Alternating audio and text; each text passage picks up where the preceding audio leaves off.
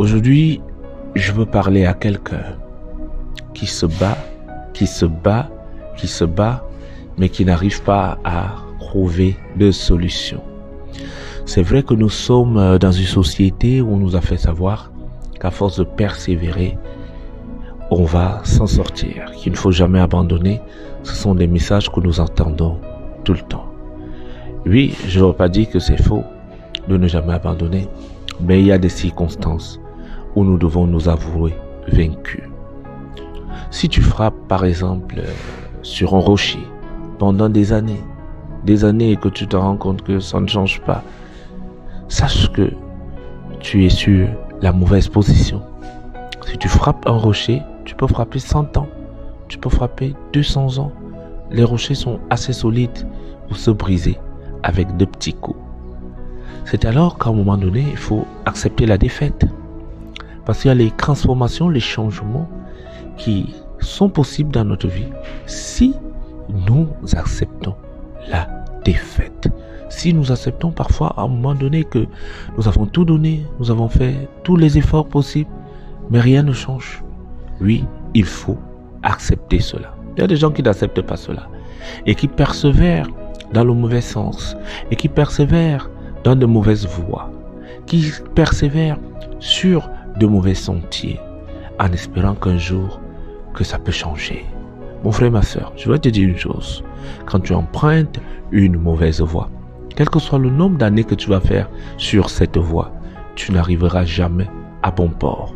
Or, si tu empruntes une bonne voie, ça sera qu'une question de temps pour que tu puisses commencer à récolter des fruits et des fruits en abondance. Il faut donc savoir une chose, que notre succès, notre évolution, notre transformation dépend de la voie que nous avons empruntée. Si nous empruntons la voie difficile, la voie des obstacles, la voie du rocher, même si on fait quel nombre d'années devant le rocher, nous n'allons jamais persévérer. Je suis là pour te dire que certains changements dans notre vie commencent par le fait que nous décidons de dire oui, ça m'a dépassé. Et lorsque tu dis oui, ça m'a dépassé, cela suppose que là, tu as besoin du secours. Et c'est là où Dieu ancre en œuvre. Dieu, parfois, il se comporte comme un père. Il nous a donné des codes dans sa parole, dans l'écriture. Il nous a dit comment marcher, comment faire, comment vivre. Mais seulement, nous nous en foutons de Dieu. Nous disons que Dieu n'est rien, Dieu n'existe pas, blablabla, Dieu. Et nous disons que nous pouvons emprunter le chemin de la vie seul. C'est alors que Dieu nous laisse faire. Dieu, il n'oblige personne. Il dit, je te laisse faire, fais ce que tu veux. Alors, c'est ainsi que Dieu laisse que tu puisses t'égosier jusqu'à ce que tu t'épuises. Et lorsque tu t'épuises, il te regarde encore. Il se dit, ok, est-ce que ma fille, mon fils va revenir vers moi? Oui, s'il revient, il te reprend. Mais si tu ne reviens pas, il te laisse. Pourtant, il a dit dans sa parole, si tu l'appelles à ton secours, il viendra te secourir. Si tu l'appelles, il te répondra. Oui, il a dit, si j'appelle le Seigneur à mon secours, si nous appelons le Seigneur à mon secours, c'est dans le Psaume 3, verset 5. Si j'appelle le Seigneur à mon secours, il me répond de la montagne qui lui est consacrée. Il faut parfois s'arrêter et appeler le Seigneur au secours. La main de l'Éternel n'est pas assez courte pour te sauver. Le bras de l'Éternel n'est pas assez court pour ne pas venir te sortir de ce rocher, de cette vallée dans laquelle tu es plongé. La main de l'Éternel, elle est puissante. Elle peut te sortir dans n'importe quelle situation. Elle peut prendre ta vie de 0, l'amener à 100. Elle peut t'élever, quelle que soit ta condition, quelle que soit la vie que tu mènes en ce moment. Dieu est capable de changer ta vie. Dieu est capable de transformer ta vie. Il a transformé la mienne. Aujourd'hui, je prêche, je parle de lui. C'est une façon de témoigner. Parce qu'avant, ce qu'est ma vie aujourd'hui, ce ne l'était pas avant. Des choses qui m'étaient très impossibles avant, aujourd'hui me sont très possibles. Je fais le tour du monde, je dors dans des hôtels de qualité, je vis une vie que je ne pensais pas qu'un jour, moi, je pourrais vivre en tant qu'orphelin de père et de mère. ayant grandi dans la rue, ayant travaillé dans les marchés, ayant été boy dans les maisons, jardinier de part et d'autre. Mais aujourd'hui, le Seigneur m'a récompensé. Alors, c'est ce Dieu que je te présente aujourd'hui. Parce qu'il est arrivé un moment, moi, je suis resté, j'ai dit, je ne peux plus, je n'en peux plus. J'avais changé de projet, j'ai développé un tas de projets, j'ai développé plein de choses qui n'ont pas marché. Au moment où j'ai compris que non, là, je n'en peux plus. Il faut que je cherche le secours, un secours. Et le secours qui était tout près de moi, c'était celui de l'Éternel. Oui, et j'ai accepté l'aide de l'Éternel. C'est ça le problème. Beaucoup d'entre nous n'acceptons pas l'aide de Dieu. Beaucoup d'entre nous refusons l'aide de Dieu.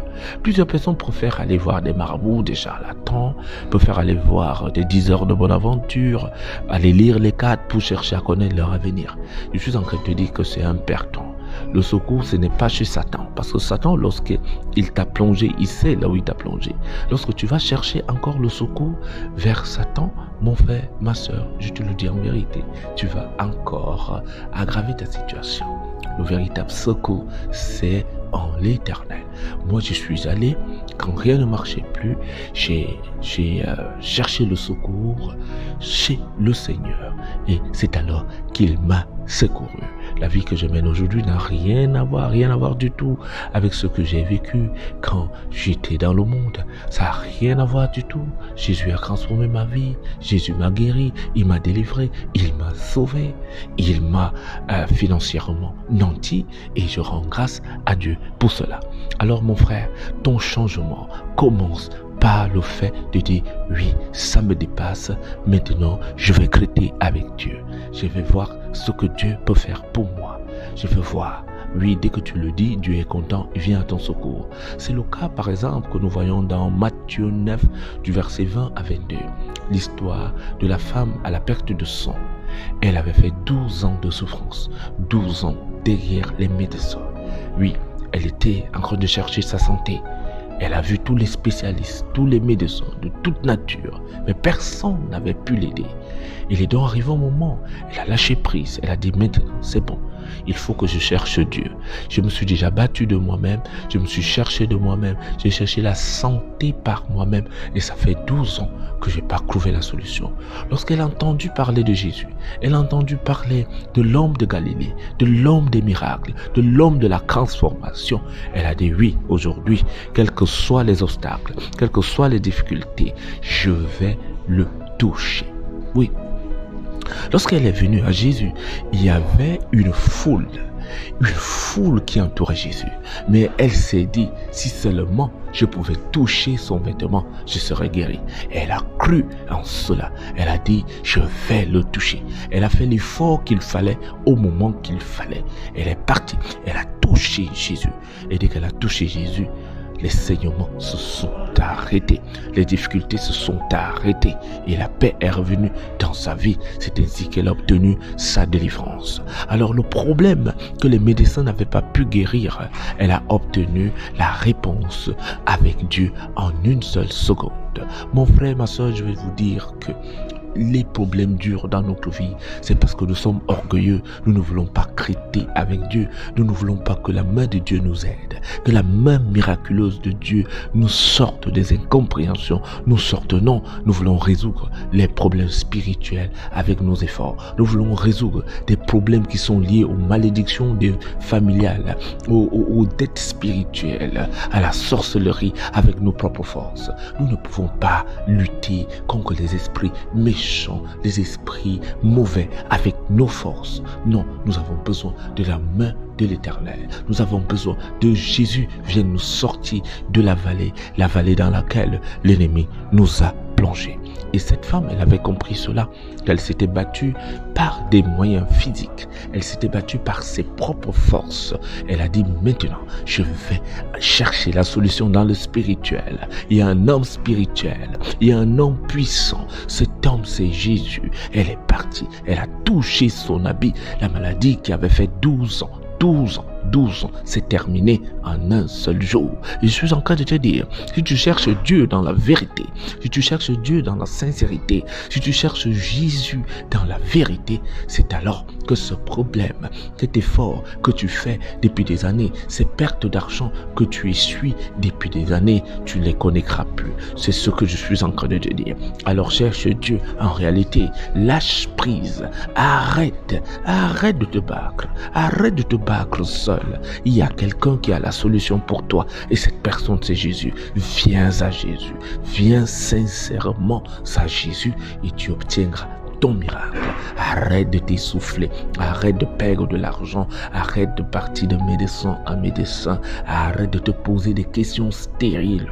Reviens à Jésus et il te sauvera, il te guérira, il changera ton histoire comme il a changé la mienne. Ma vie a changé, je suis heureux, il m'a donné une très belle femme, il m'a donné de très beaux enfants, il m'a donné des moyens financiers, il m'a renouvelé mon intelligence et ma sagesse. Aujourd'hui, je suis un homme heureux et accompli. Alors, mon frère, ma soeur, je voudrais te dire ceci. Nous organisons donc des séances d'études bibliques, d'affermissement. Et je te prie de prendre le numéro qui est en bas de l'écran et que tu puisses t'inscrire au cours d'affermissement. Parce que ce sont des cours dans lesquels nous vous expliquons la parole de Dieu dans l'authenticité, dans la vérité, de façon à ce que cette parole puisse avoir de l'impact dans vos vies.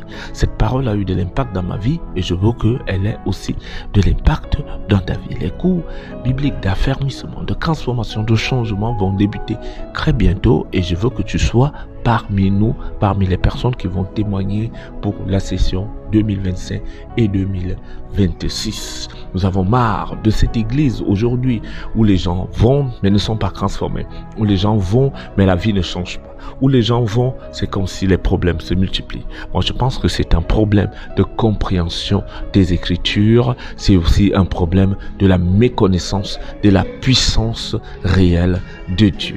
Alors, dans le cadre des cours d'affermissement biblique, dans le cadre de ces cours d'affermissement, nous allons vous donner tous les outils nécessaires, extraits de la parole pour que votre vie change en un clic. Inscris-toi rapidement à ces cours et nous serons très heureux de vous recevoir. Que vous soyez à New York, que vous soyez à Paris, que vous soyez en Afrique, que vous soyez en Asie, les cours se font en distanciel par un réseau sur lequel nous allons vous introduire. Alors, soyez bénis au nom de Jésus-Christ. Je suis le révérend Aloïs Atiba depuis Hurghada, en Égypte. Ciao.